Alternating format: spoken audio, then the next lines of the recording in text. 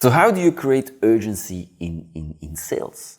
And the ultimate thing you got to solve is the why now. Why should they do it now? And the only way to create urgency is not by you putting pressure. Typically B2C would be, I'm going to give you a discount. It's the end of the quarter. You're going to add other products. You're going to package. But that only works for emotional buyers that can decide on the moment.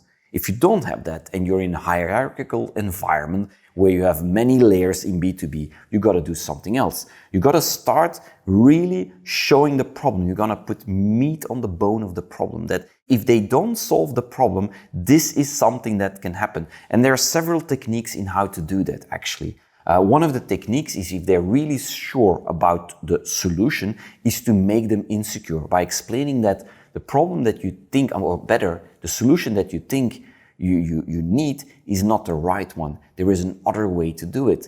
By making them insecure, you'll actually become the expert, you'll become the thought leader. Now, if somebody is insecure, so the opposite, comes to you and says, we don't really know what the solution is, there is something wrong, there you need to make them secure. There you need to actually give them a guide and say, look, the problem you think you have is not the real one. Let me explain how easy it is to solve it with our framework, with our product, whatever. So you see? And if you come to somebody and he has no problem at all, he has no clue what you do, then you do something called provocative selling. Then you need to explain that there is a problem that's not going to go away. It's only going to become worse, and it's actually coming after them. Typical one would be some company is eating your market share, but you're not aware. So if you focus your storyline around those three options, and one is solution selling, the other one is consultative selling, the last one is provocative selling, basically most sales methodologies you can find today.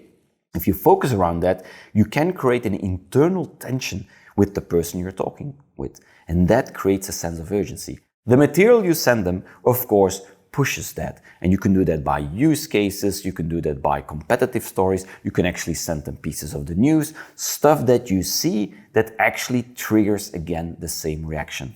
Clearly, don't overdo it, because if you're always panicking and the world is coming to an end, well, we know how that goes. So you got to do it in a very intelligent, subtle way, but I constantly kind of feed that material. It's the only way you can create a sense of urgency.